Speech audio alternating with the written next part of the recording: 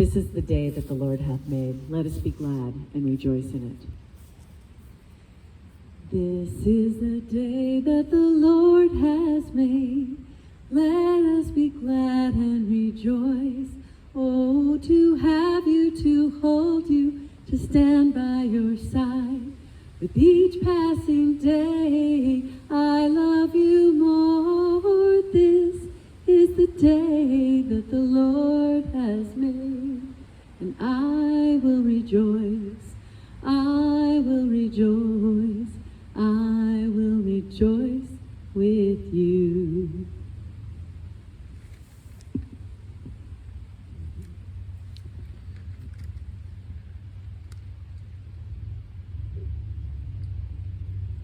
When I was teaching at Dartmouth, it was often the case that I would be terrified before a big lecture class that I was going to give, which I did twice a week for a number of years. So terrified that I would go to the Hopkins Center and walk around the music department and try and think of an excuse that would send me home. So I was going to write a note, put it on the door, sorry, professor's sick, see you Thursday. But somehow I managed to open the door to Faulkner Recital Hall and go down and turn on the sound system. And often my preparation was reading about the subject matter to refresh my memory about what I wanted to say, sitting at the computer and typing pages of notes like this that I was going to use in class. And then as the students started filing in, I would be preparing mentally for what I was going to say, and then I would start out with words that were not on the paper, and within a couple of sentences I was improvising and just talking about the music and my love of the music. And I'd play recordings, and before I knew it, and many times much too soon, the 2-hour class ended. When I was very young, I was incredibly shy and quiet, and I was one of those kids, and those of you who are parents probably have experienced this, where you'd sit around the dinner table and my father would say, so, how was school today? Fine. Mom would say, what did you learn today? Nothing. And that was about as far as my conversational skills went.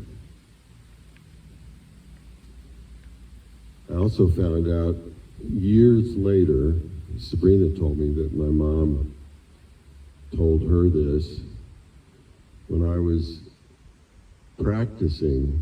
I started playing the piano when I was 6 and the clarinet when I was 9, so the practicing started fairly early in my life, sitting at an instrument or holding the clarinet or the saxophone and working on scales and chords and so forth.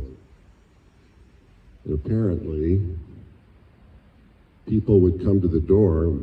Quite often it was girls that would come to the front door of our house, and they would knock on the door and they would say, Mrs. Haas, can Fred come out and play?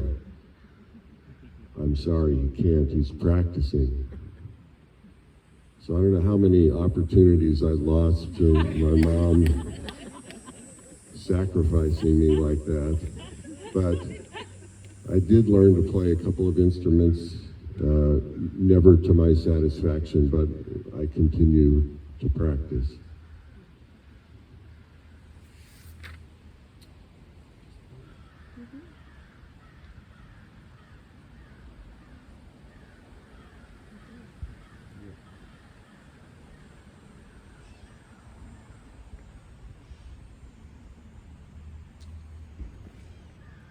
Another example of how little I was able to communicate with words was before my matriculation at Dartmouth in 1969. My folks gave me a stack of stamped, addressed postcards. They handed them to me and they said, "This will make it easy for you to keep in touch with us." all you have to do is write a little bit about what you're doing and how you're feeling on the postcard, put it in the mailbox. Guess what? 4 years later, I handed them a stack of postcards that had nothing written on them, and I think probably, I was going to check on this to be sure, but I think probably the stamps were probably not enough money then to send the postcards anymore anyway. I found my voice through music, and I'll talk a little more about that after Sabrina talks about her young childhood. Well, I sang from the beginning. I was very verbal. My father would put me to bed, and then he'd stand outside my door, and I would sing myself to sleep. In 4th grade, I signed myself up in Brownies to do a talent show, and I sang, "Do, do, do, knocking on your back door." And I started singing at 12. I sang my first wedding at 12, and I have put myself in the spotlight ever since then. Over the years, Fred has asked me to listen more, and through meditation, therapy, being a parent, building Interplay, and my business, I have learned to listen. I listen to music and I appreciate it so much more than I ever did before. I listen to my family, my clients, and my friends better, I hope. I believe that this practice, through music, finding my voice, and learning to listen better, has shaped me into the person and the communicator that I want to be.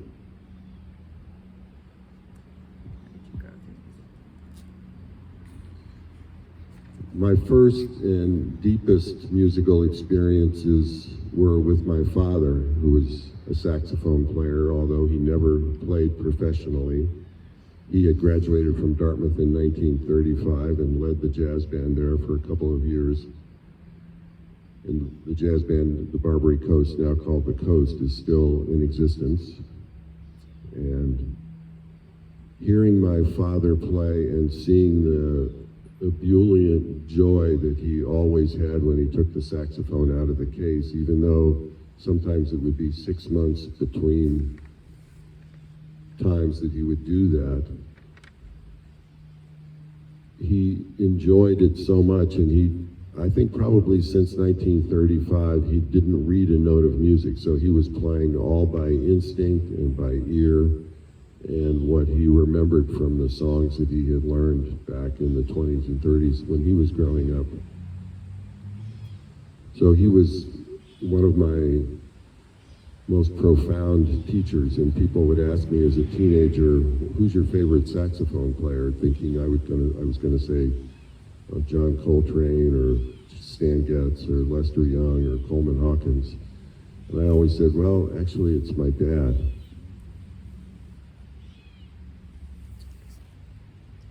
One of my first real learning experiences with somebody who was a peer of mine in high school,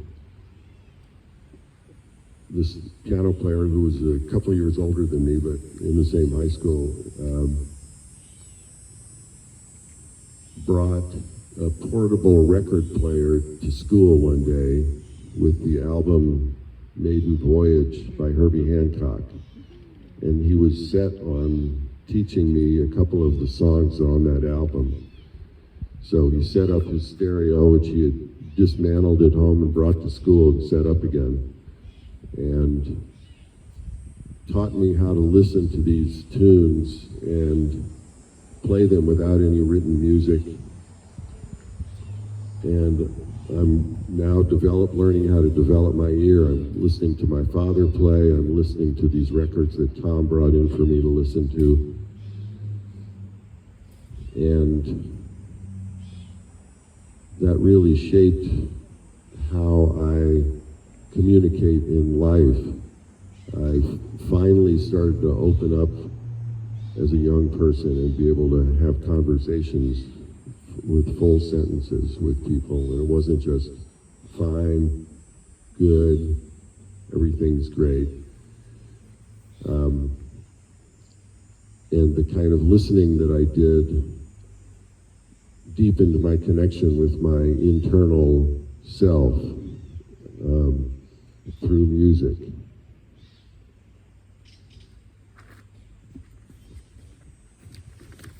Since I was so verbal and out there from the beginning, learning to listen and how I communicate with music, the growth really did come when I opened my ears and opened my heart. By singing and by putting myself out there, one of the things that I had to accept was criticism.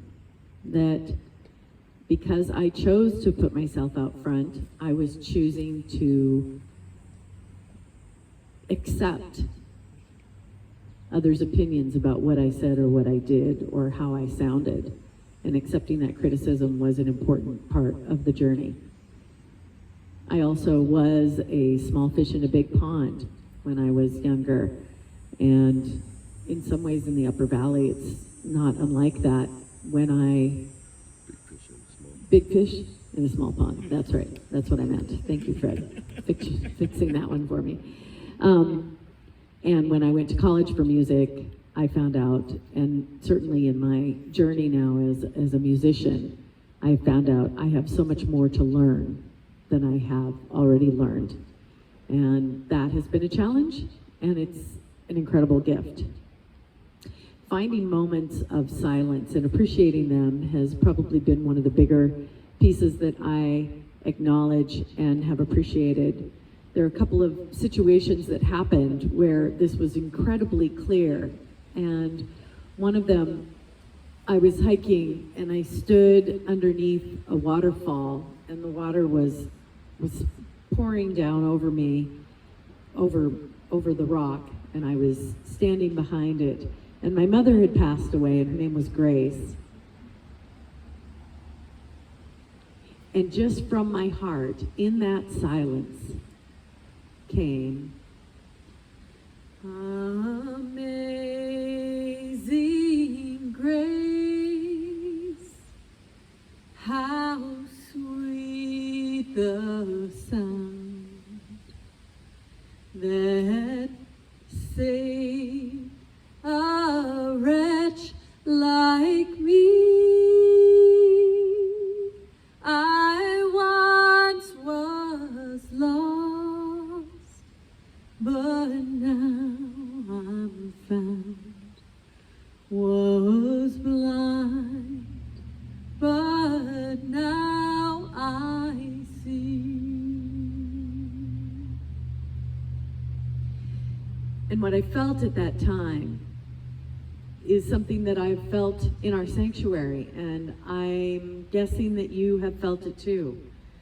That those times when we are in silence, when we are in prayer, when we're in meditation, and then we raise our voices together, or we hear music come either from us or to us, it's sacred. It's beautiful. It gives us life.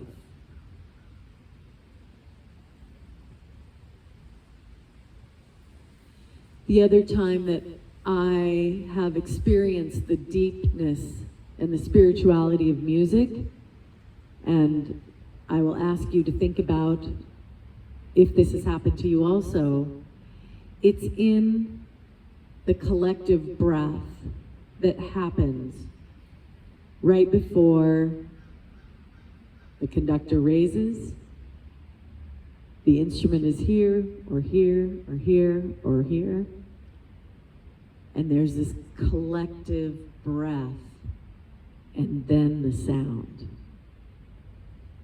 And those have been really my learning and understanding the depth of spirituality in music.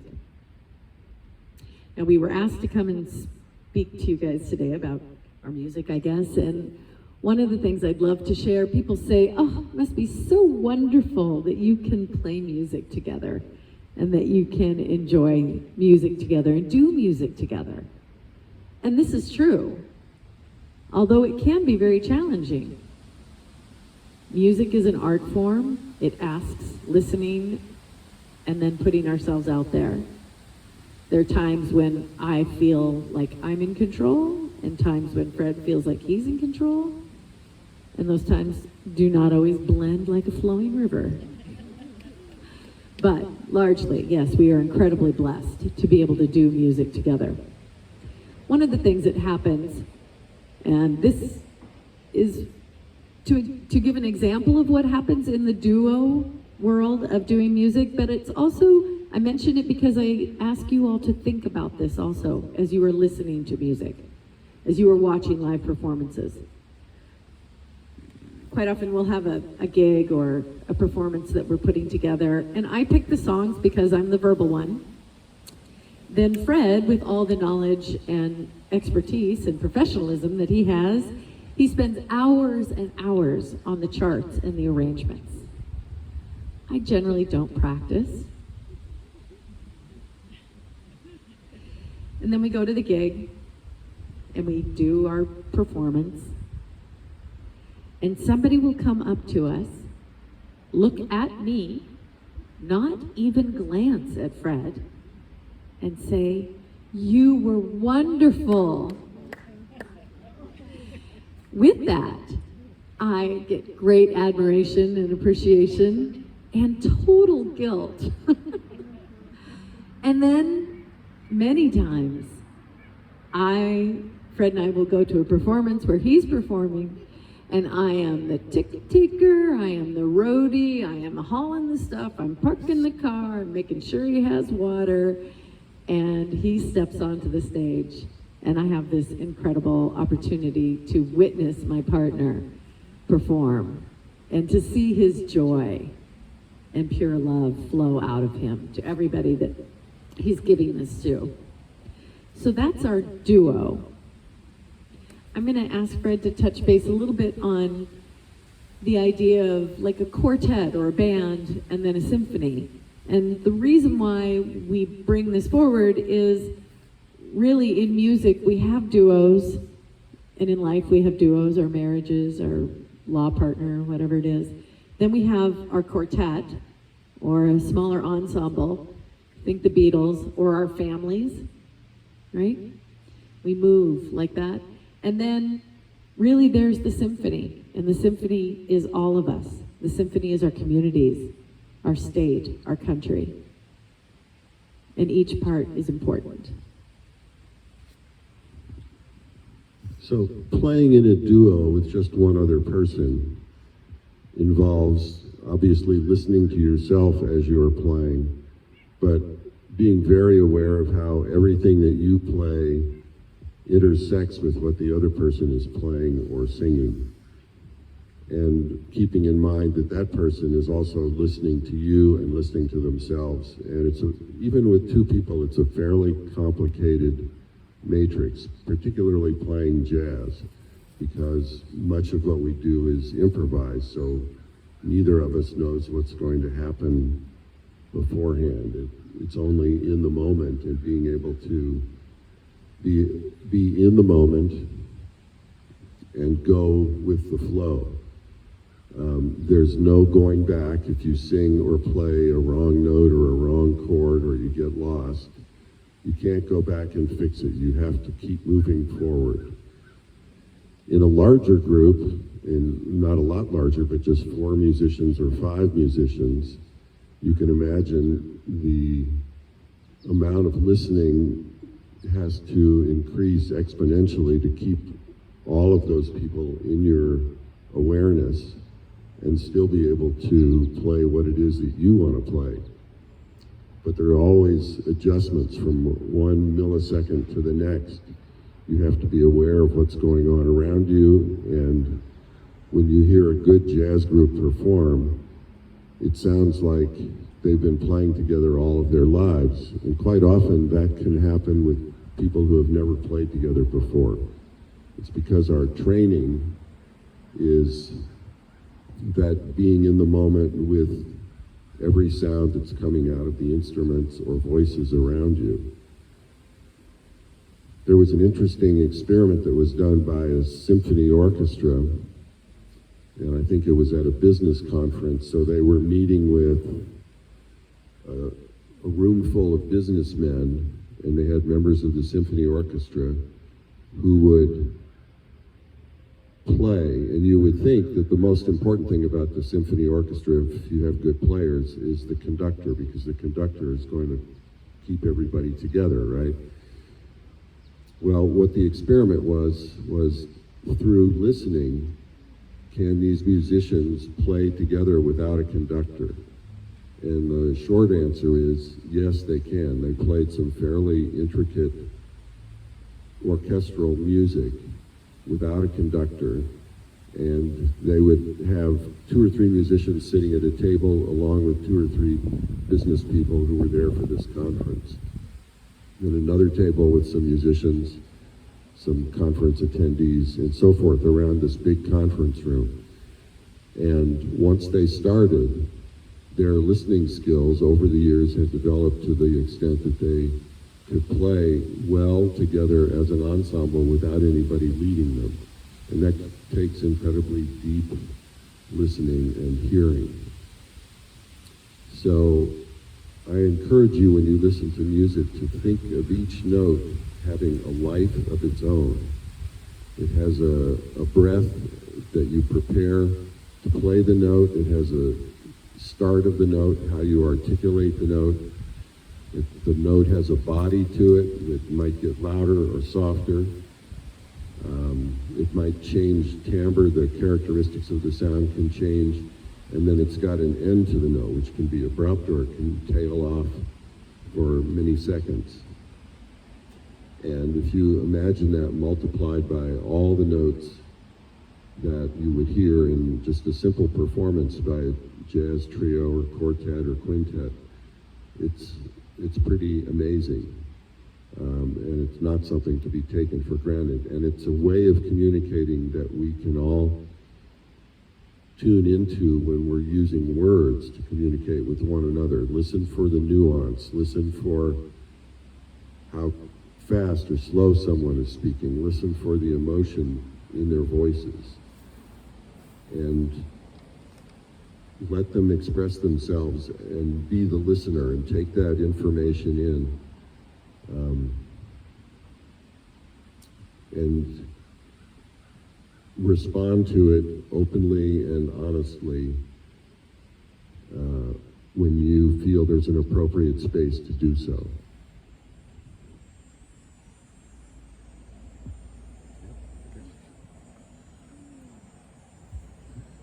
So the first jam session that I ever went to was with my dad. He took me to hear a group of musicians that he played with on Friday nights down in this guy's basement. And I think I was probably 14 or 15, and I listened to him play a few songs, and these were all guys who were really old. They were probably in their 40s. I just celebrated my 70th. It's hard to believe. So I listened to a few tunes, and then John Boynton, the guitar player, I still remember, so this was 1965 or something like that. I still remember the names of all of the musicians. That's the impact that it had on me. John Boynton, the guitar player, says, "Fred, what would you like to play?" So I picked a song, and I'm going to play it for you now. It's one of my dad's favorites, and it's one that I had been working on, listening to my dad play and listening to recordings of it. So we'll close with this. We invite you to, as Fred said, listen. Have your interchanges in all conversations, your duo, your quartet, your symphony in life. Paying attention to that breath before the start of each note, and open your heart to music.